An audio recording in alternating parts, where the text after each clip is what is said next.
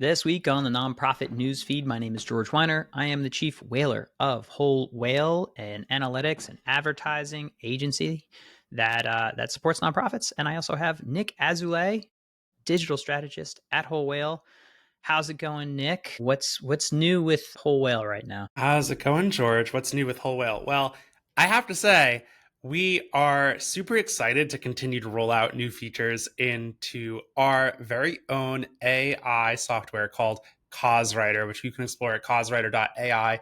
George, you're constantly pushing updates into that. And this is an AI tool that we custom build for your organization so that you and your organization and your staff can explore AI in a safe way where you also own your data. It's your data. It's not being trained on any of the AI models. And we're just constantly pushing new features into that, guys. So definitely take a look if you haven't yet. Yeah, right before recording, I just pushed live the ability to actually upload an image that can then be edited. And we've realized that these image models, like the GPT Image 1, are so good now that you actually have an additional brand design prompt with your hex codes and brand design layouts. And so we've been rolling that out for all of the customers of CauseWriter. And I'll just say I've been a little busy. We've been generating about 750,000 words a day, and that's a lot. And so the scaling up has been a task, but I love it because we're putting more words for good in the world. More goods for more. More goods for worlds and words. That Oh my combination. gosh. Not cutting that. Something That's like in. that. All right, George. Well, speaking of making the world a better place, this past weekend we saw mass mobilization in the form of the No Kings protests, which took place in all 50 states. We saw somewhere between 5 and 6 and 7 million participants. The jury's a little bit still out there on the size, across over 2,000 individual protest actions. George, I myself participated in the New York one with about, I don't know, 80,000 of my closest friends in New York City, marching down Fifth Avenue from Bryant Park down to Madison Square Park. It was a great crowd to be in. Almost too many people. It's a little crowded, a little slow, but it was a great, awesome event. That number of people turned out in the rain. We were all soaked because Oh, it was wow. raining. So, kudos to New York. But George, I thought it'd be fun for us to go in and kind of take a peek under the hood into how mass protest with 5 million people comes to be. So, George, the primary digital platform used was mobilize.us.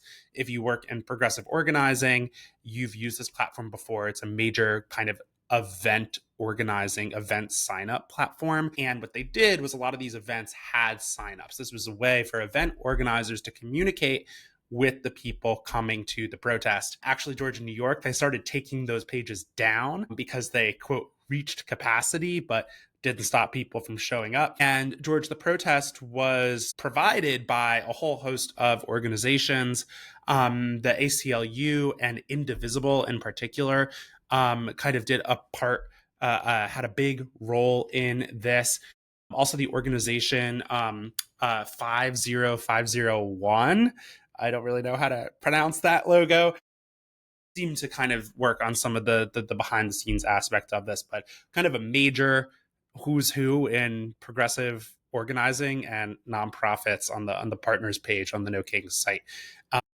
And George, they had a really cool, interesting toolkit. They had a 17-page guide covering how you could host your own rally in your city, kind of a do-it-yourself protest rally how-to, which had everything from messaging guidance to working with people to get the proper kind of permits. They had dedicated help hotlines, real-time support. They had a whole little operation going of helping people organize protests in their city, which I think led to its particular effectiveness. And George, and I think it did its good job. It was designed as something of a counter protest to the military parade in Washington, D.C., where very smartly there were no protests in D.C., right? Instead of confrontation, it was more about taking away attention from what was happening in D.C. with the parade there. So all around, just really impressive to see this kind of organizing. And I think a little bit of a reminder there's a lot of people who oppose the actions coming down now. And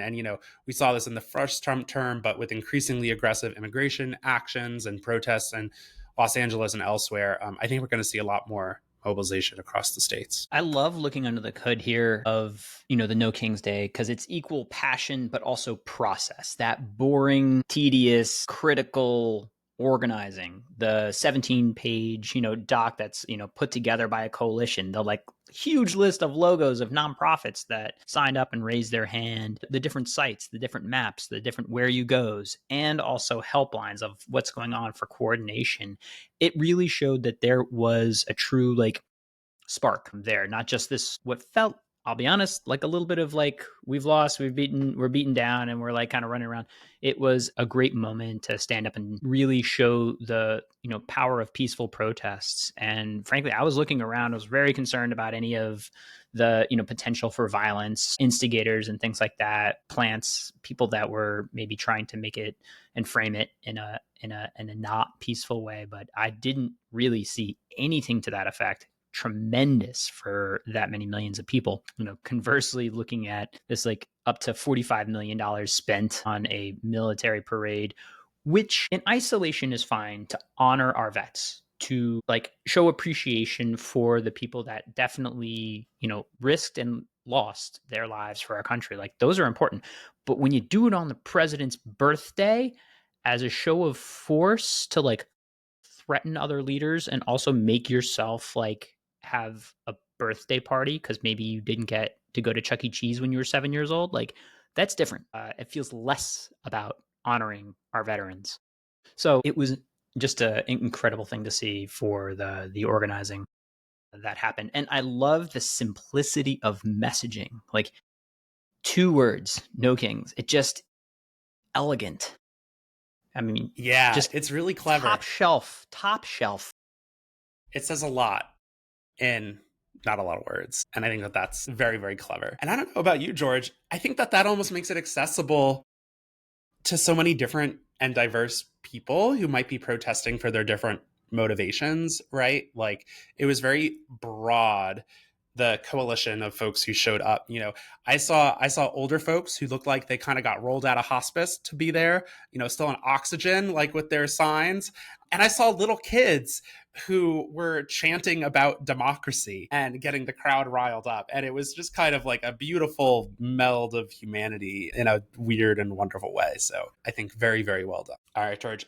This next one is, I guess, in a similar theme, but I thought it would be kind of interesting. I finally found an article that did a good job of something I've been thinking about, which is that the tax on nonprofits and civil society in the United States is hardly unique within the Google context. And this article from Lawfare talks about how we see a tax on civil society as a common pattern worldwide. Authoritarian leaders in Nicaragua with the Ortega government, Turkey with Erdogan, and particularly Viktor Orban in Hungary and Vladimir Putin in Russia, just completely cracking down on civil society, oftentimes in the name, George, of national security and counterterrorism. And I think it's just really important that in this context, the United States, we're able to kind of zoom out and see that that's essentially what's happening now, right? All of our arguments are framed as we must keep America safe from the left, from the foreigners, from the immigrants, right?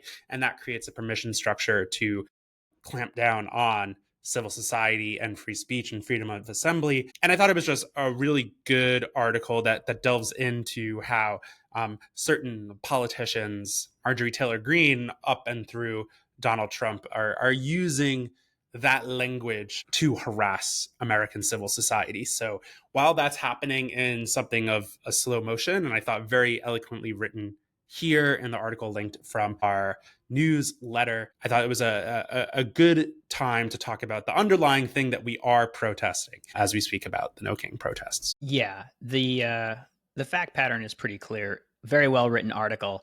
I'm like kind of inspired to go the other way and make like a authoritarian for dummies book that Really, it's a paint by number. Step one, find a charity you do not like or a nonprofit industry you do not like. Step two, accuse the people there, like at the soup kitchen, of being, I don't know, affiliated with terrorists. You don't need any proof. You just need to say those words. Step three, pass some sort of, Patriot Freedom Liberation Act that lets you arrest them or chop their 501c3. And, four, just run the play. It's pretty ridiculous too when you look at the vehicles that are also being used. It's not just sort of legislation, but it was also very much, I feel, with how Doge was guided in what they could cut, what they should look at was very clearly the things like NIH, like USAID, like the types of support going to and through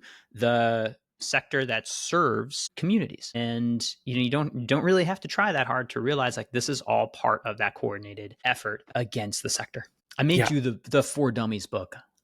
The For Dummies book. A little tongue in cheek. George, you love a tongue in cheek guy. You know what? If we're gonna be so frustrated, can't we just smile a little as we go through this process? Like that's what I'm here for. Like I want to always find some fun way to get at the task. Yeah. Dictator for Dummies.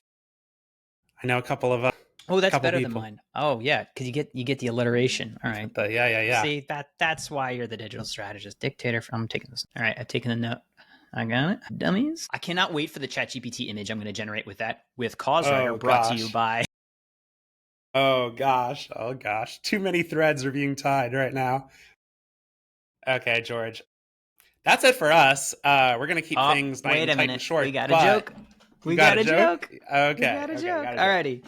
Okay, so Nick, I got a question for you. I know that you went to the No Kings protest in New York, but why were there so many pictures taken and shared of No Kings Day? I don't know, George. Why? They were royalty free. Boom! I broke them. I broke the neck. Oh my god!